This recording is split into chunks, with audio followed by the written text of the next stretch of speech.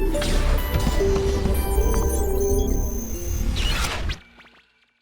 fact that we have insufficient capacities and capabilities to deliver on our developmental agenda. How do you develop that when you have not consciously built the educational system in order to capacitate the citizens? And now, what about the incentives and motivation of those that work? Nigerian workers, both in the public sector and in the private sector, are almost working slaves. We are not paid well. We are the least paid in the sub-region. I mean in West Africa. We're not talking of Africa. We are the least paid, both in the private sector and in the public sector. When we talk of a minimum wage of 30,000 naira for a Nigerian worker that cannot even buy a bag of rice, and you're talking of human capital development, are you going to develop the children that you want to develop? Are they not going to look at the salary their parents are bringing home to even offer themselves to be trained in the educational system? And so it's a bad mind. How are you incentivizing the people that are working? What are you paying them? Do you see them every day when you talk about increment in salary? You want Nigerians to clap for you. In various state governments, Nigerian workers are owed in some places up to 8 months salary in arrears. Pensioners are not being paid, but nobody is talking.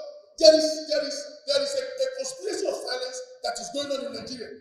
It is their problem. It is not our problem.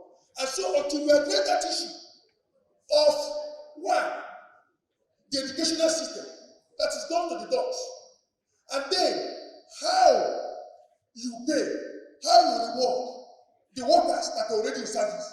If you do not, most of us here, I'm sorry to say that, the banks, the financial institutions, you hire casual workers. Instead of hiring workers, you reduce them to animals, and you expect them to perform.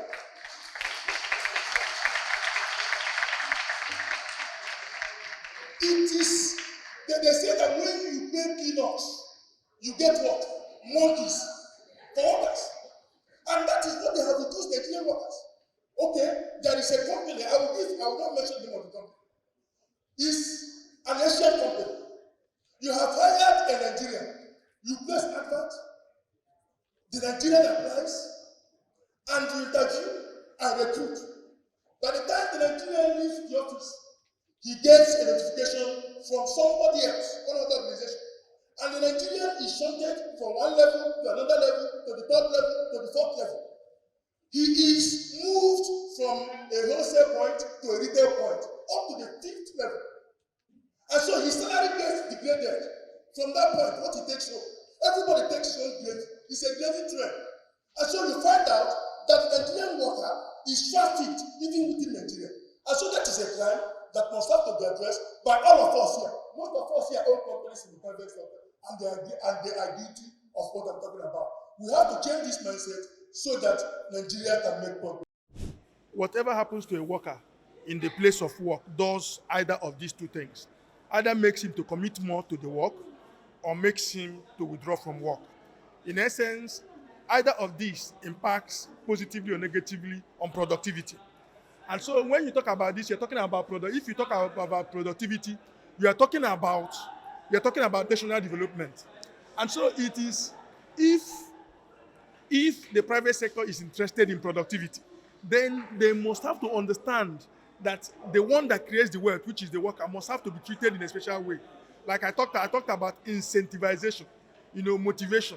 You have to motivate the worker. You have to pay him the right wage.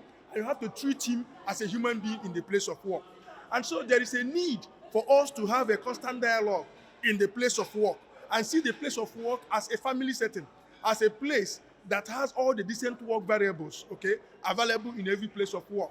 And once you treat a worker in such a way that he operates in an environment that is conducive, he gives you the best. The organization benefits, the nation benefits. And so we need to constantly, have a workplace relation that is harmonious, a workplace relation that is robust, a workplace relation that is fair and equitable, so that whatever is collectively produced is also shared equitably. No be monkey the work, baboon the chop.